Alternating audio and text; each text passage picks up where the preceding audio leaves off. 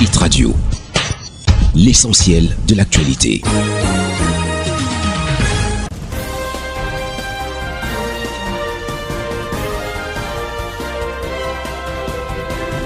Justice Totoum.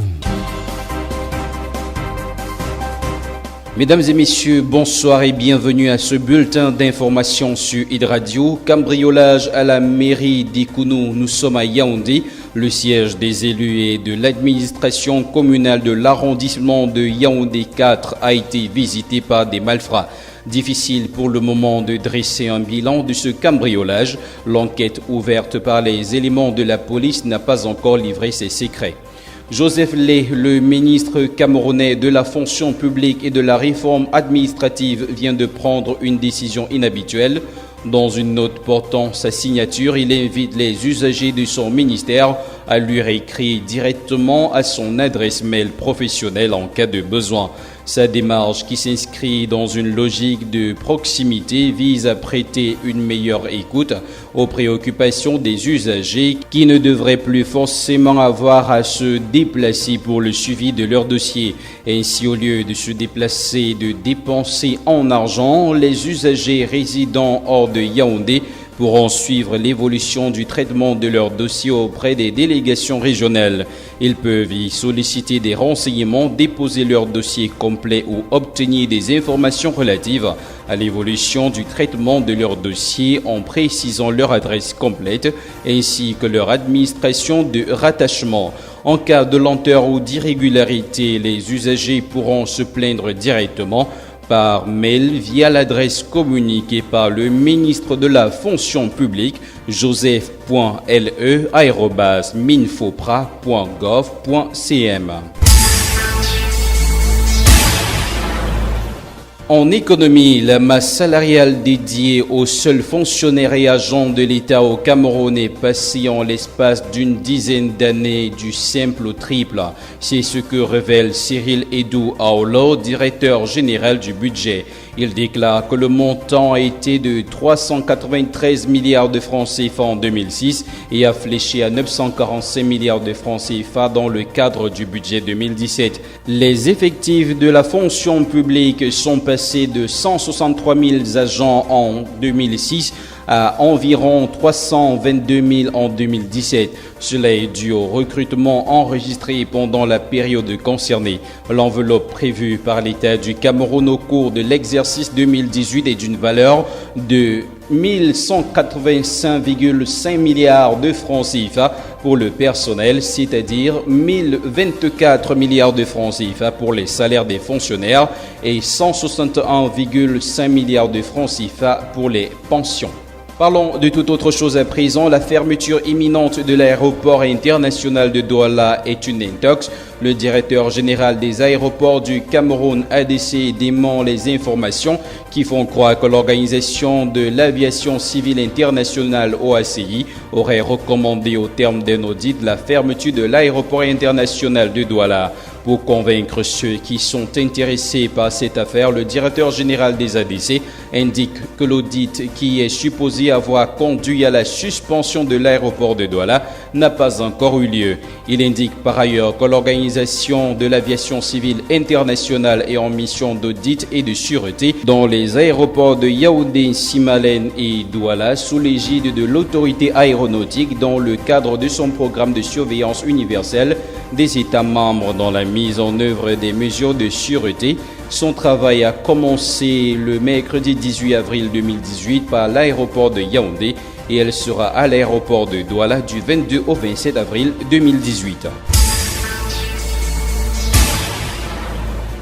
Aménagement des voies de communication, le chantier de bitumage de la route Ekondo-Titi-Kumba dans le sud-ouest, endeuillé par une attaque sécessionniste en mars dernier, va reprendre bientôt.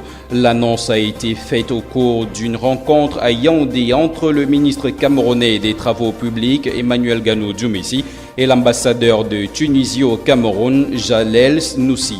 Le Cameroun promet de renforcer la sécurité sur ce chantier qui s'étale sur 60 km et va coûter en tout 36 milliards de francs CFA.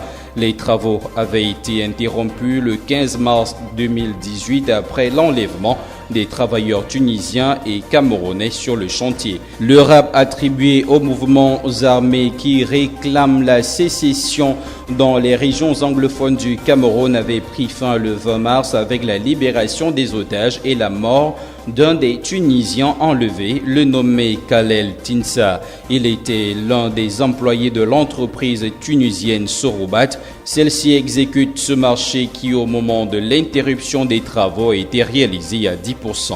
Le génie militaire va construire 128 salles de classe neuves, 14 blocs de direction, 28 blocs latrines et 15 forages dans la région de l'extrême nord. Le document relatif à la mise en œuvre par le génie militaire d'un projet de construction et de réhabilitation des infrastructures scolaires dans les départements du Mayo-Tanaga, Logone et Chari et du Mayo-Sava a été paraphé par le ministre de l'Éducation de base et le ministre délégué à la présidence chargée de la Défense. Le génie militaire intervient ainsi après que les appels d'offres en vue de la construction et la réhabilitation des salles de classe dans les localités ciblées par le terrorisme aient enregistré des résultats infructueux faute d'entreprises soumissionnaires. Le coût total du contrat des infrastructures à réaliser est de 1,7 milliard de francs CFA. Conseil des ordres nationaux, une réunion se tient depuis mercredi au palais de l'Unité à Yaoundé afin de statuer sur la liste de ceux qui recevront des décorations lors de la fête nationale le 20 mai 2018. C'est sous la présidence de Peter Mafani Moussongué, ancien Premier ministre et grand chancelier des ordres nationaux, que se déroulent ces travaux. L'objectif est de choisir 3350 candidats parmi les 9750 postulants qui recevront les décorations lors de la fête nationale le 20 mai prochain. Il faut cependant noter que les propositions de nomination ou de promotion sont faites par des autorités à divers niveaux, membres du gouvernement, gouverneurs, préfets, sous-préfets et des chefs de mission diplomatiques camerounaises à l'extérieur. Les propositions expliqueront en détail les raisons pour lesquelles la distinction est sollicitée. Les décorations sollicitées lors de la fête nationale sont l'Ordre national de la valeur, l'Ordre du mérite camerounais, l'Ordre du mérite agricole, l'Ordre du mérite sportif et la médaille de la force publique. Hors du Cameroun, à présent, à Paris, une réunion du réseau de prévention des crises alimentaires se tient au siège de l'Organisation de coopération et de développement économique. Ce réseau est composé des États d'Afrique de l'Ouest, d'institutions régionales, d'organisations non gouvernementales ou de partenaires au développement. Son objectif est d'assurer une veille de la production agricole dans la région afin de prévenir l'insécurité alimentaire. Au Niger, à présent, le campus de Niamey à nouveau en ébullition. Les forces de l'ordre se sont opposées à des étudiants qui exigent notamment la réhabilitation de 5 d'entre eux, exclus en mars dernier. Selon les étudiants, une quinzaine d'entre eux ont été blessés, pour certains grièvement. Le gouvernement a décidé de fermer le campus, mais les cours sont toujours assurés et le restaurant universitaire reste ouvert. L'Autriche souhaite durcir sa législation sur l'asile. Un projet de loi est en discussion. Après avoir placé le débat sur l'immigration au centre de sa campagne législative à l'automne, le parti conservateur du chancelier autrichien Sebastian Kurz passe à l'action. Son gouvernement propose un net durcissement de la loi sur l'immigration avec des mesures concrètes qui risquent d'impacter la vie des demandeurs d'asile en Autriche. Si ce projet de loi est voté, les autorités autrichiennes auront le droit de saisir des sommes d'argent liquide pouvant aller jusqu'à 840 € afin de rembourser les coûts de la procédure d'asile. Selon le ministre de l'Intérieur, les sommes saisies varieront en fonction des ressources des migrants. Mesdames et messieurs, c'est ici que nous mettons fin à ce bulletin d'information sur Idradio. Merci à tous de l'avoir suivi. Excellente soirée en compagnie de nos programmes.